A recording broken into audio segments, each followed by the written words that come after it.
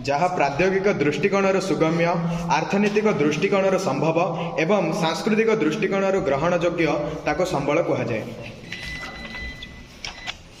संबल को साधारणतः 8 भाग विभक्त कर आज आम भरण अनुसार संबल को 2 भाग विभक्त कर नवीकरण योग्य संबल एवं नवीकरण अयोग्य संबल से विषय आम आज आलोचना करवा। तेबे आसंतु आमे जानिबा नवीकरण योग्य संबल काहाकु कहुए।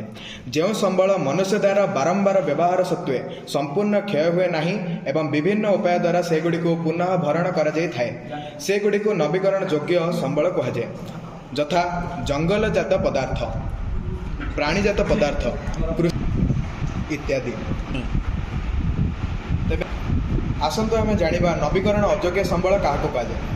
जो संबल मनुष्यर अनवरत व्यवहार द्वारा बा अन्य कारण द्वारा ह्रास पाइले बा नष्ट हो गले आउ सेगुड़िक पुनः भरण संभव हो न थाए सेगुड़ी को नवीकरण अयोग्य संबल कहुए।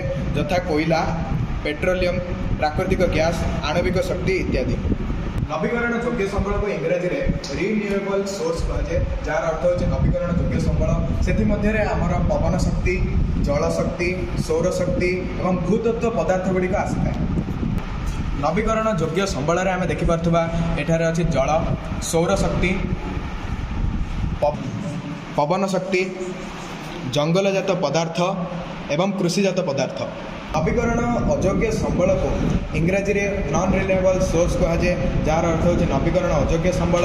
से आमर कोयला, आणविक शक्ति, प्राकृतिक तैल एवं प्राकृतिक गैस अंतर्भुक्त। तार उदाहरण एठारे आम देखिपा कोयला, प्राकृतिक गैस एवं तैल शक्ति।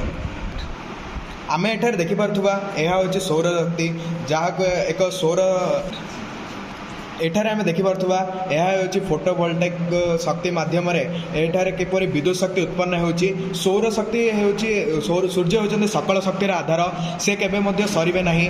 तेणु आम सौर शक्ति को व्यवहार करी, सौर शक्ति हूँ एक नवीकरण योग्य संबल। सौर शक्ति को व्यवहार करी आम विभिन्न प्रकार रोषेई कार्य और विद्युत उत्पादन करिपरिबा, ता सहित आलुओ बत्ती आलोक प्रदान करिपरिबा, विभिन्न कार्य संपादन करिपरिबा।